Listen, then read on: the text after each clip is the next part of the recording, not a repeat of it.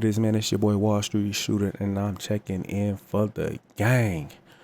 Earners, what's happening, man? Hey, I'm still in recovery mode. If you watched the video previously, then you know that I caught that bug that was floating around the last 2.5 years that's been causing our economy to be in shambles. I don't want to say because I don't want my video to get taken off or any weird stuff, but if you know, you know. So I'm still in recovery mode. Another reason why I'm having to show my face, man. I look bad. I ain't gonna cap, man. I'm beat. But I'm good though. I'm good. I got this trade recap, man. We hit SPY for 132%. Yowzer bobs. Yeah. But before we get into all that, man, if you like what I'm bringing to the table in this space of YouTube, please drop me a like, share it with your partners, your moms, your baby moms, your mistress, whomever. And if you want to be part of the Earners Club, hit the notification bell so you can always be up on all the new content coming from your boy. And if you want to join the Earners Club, the link is in the bio. The Discord link is there. I created 4 different tiers. You pick the price and you can cancel anytime. Anytime you want, you can get out of it. But if you don't want to join Discord, that's fine. Just stay locked in on the YouTube and I'll have a lot more content coming through, from trade recaps to educational stuff, whatever the case may be, man. If you've been watching my videos, man, you know I'll be usually swaggy on here, man, with the lingo, guys. I'm beat. But I'm gonna give you this quick video right here, man. This was a 132 buster off of Bay, aka SPY. And this was actually a swing, but I'm gonna also break you down as far as my whole mentality of why I got into this swing. Now, you know, if we zoom in a little bit here on Wednesday, CPI data came out an hour before the actual market opened up. And let's look at that on the 1 hour, back up a little, on the 1 hour chart, right? So CPI came out right here and it just dumped, and this is an hour before. So I'm in California, so at 5:30 I literally watched this just sell off in the pre-market. I had some puts pending from Tuesday. We played lotto, kind of figured out CPI was going to be crazy, but didn't think it was going to be 9.1%.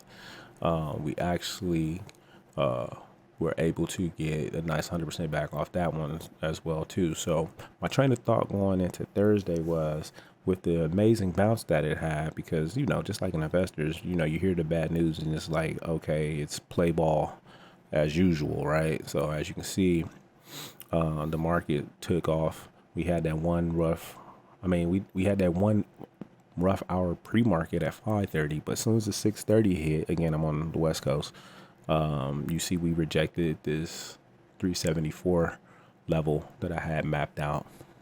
We bounced off it, not rejected, excuse me. We bounced off that and pretty much had a solid recovery day where we filled that gap. And so my train of thought was just like from the momentum that we have, all the buying pressure, I figured that we'll probably catch some nice sell-off in the aftermarket, and then even leading into the pre-market, and it did exactly that. The key level though was at 378.85 here, and we kind of just hovered around here between that and 381 throughout the trading day on Wednesday. And then at the end of the day, we kind of got back into the zone here, this red box, back into the zone. I got excited. I'm not gonna lie, I got excited when we broke that 378 in the aftermarket, and then we rejected it later on that evening, right before I went to bed. So I saw the rejection here, these 3 candles right here. So I saw that rejection. I was like, okay, I think we're gonna be Gucci. Yeah, and we rejected 378. And we opened right at the bottom. And so I was literally up at bell 132%. I let it drag on for a little bit. Let me break it down to the 5-minute. I cashed out about right here on this 640 candle here, and it was about 132, about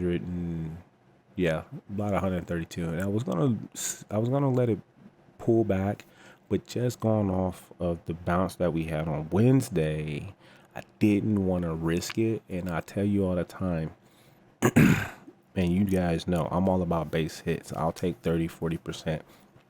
But if you can get 100% plus, you gotta take those shillings, man, and then you can just kind of set up and maybe scout something.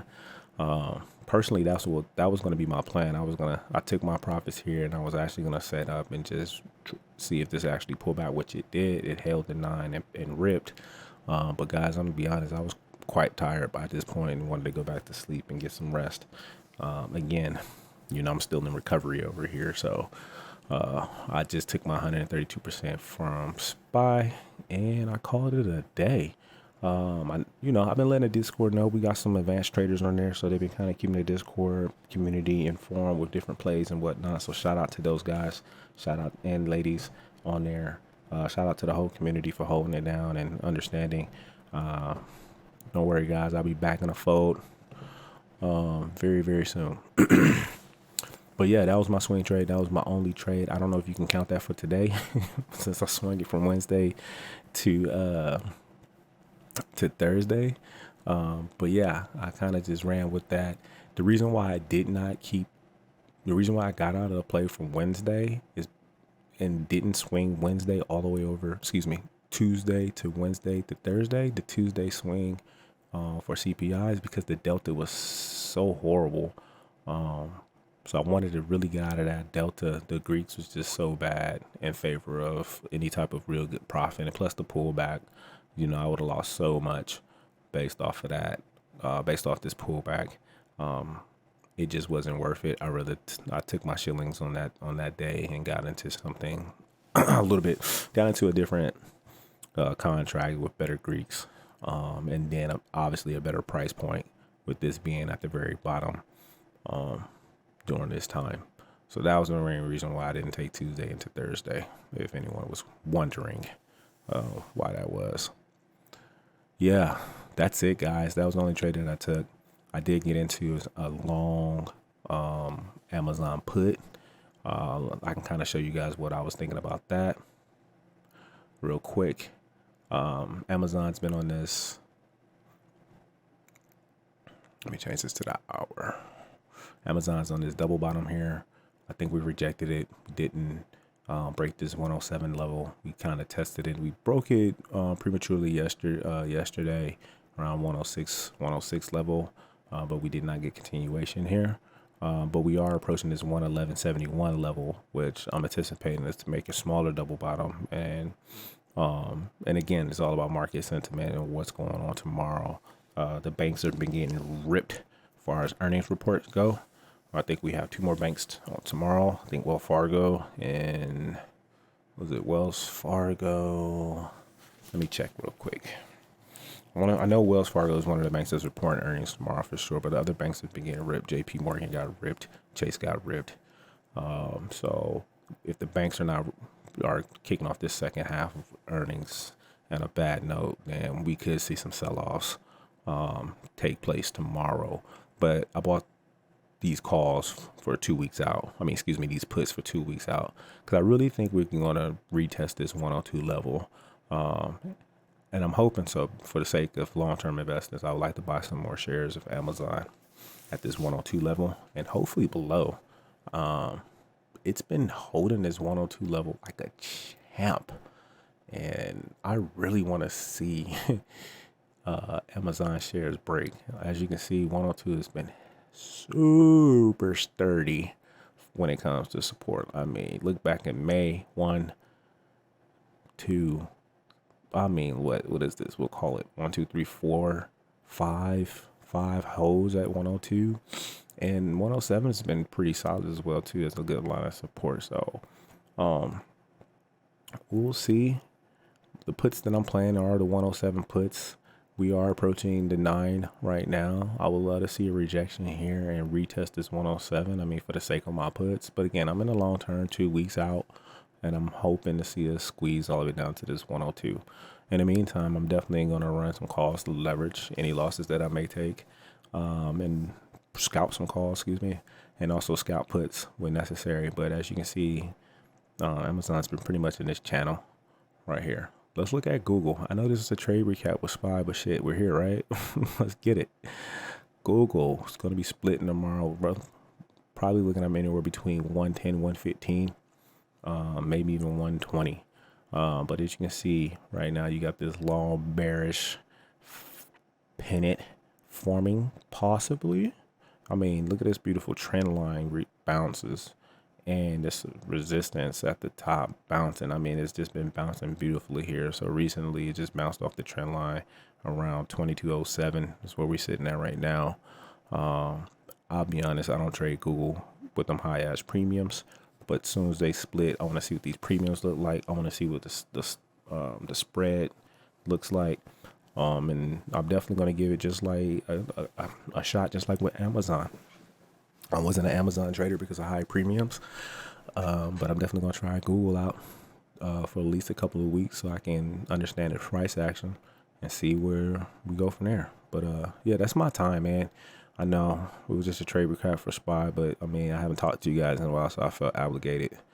And I really wanted to talk and speak to you guys without, I've been wearing a mask inside the house all day. So anyways, guys, I appreciate the text message, the phone calls, and checking up on the kid, man. I truly appreciate it.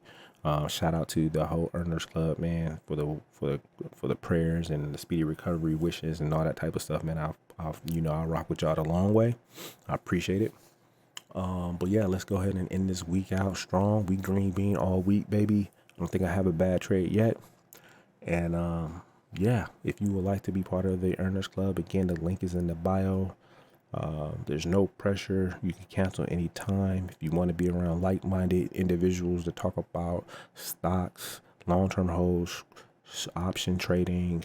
We also talk about crypto. I'm heavy into crypto mining, so I talk about crypto mining and different, from ASIC mining to helium to Bitcoin, Ethereum mining. We're doing all of that.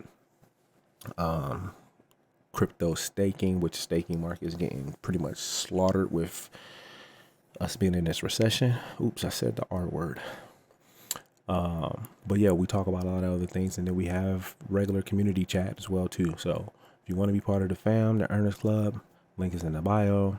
If you like the videos that I'm putting out, the content, drop me a like. It's not obligated, but I'll truly appreciate it.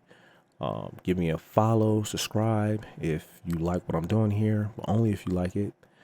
And if you want to, stay more tuned with the content, go ahead and click the notification bell and join the Earners Club. And we just go from there, man. Anyway, it's your boy, Wall Street Shooter, and this is not financial advice. Peace, y'all.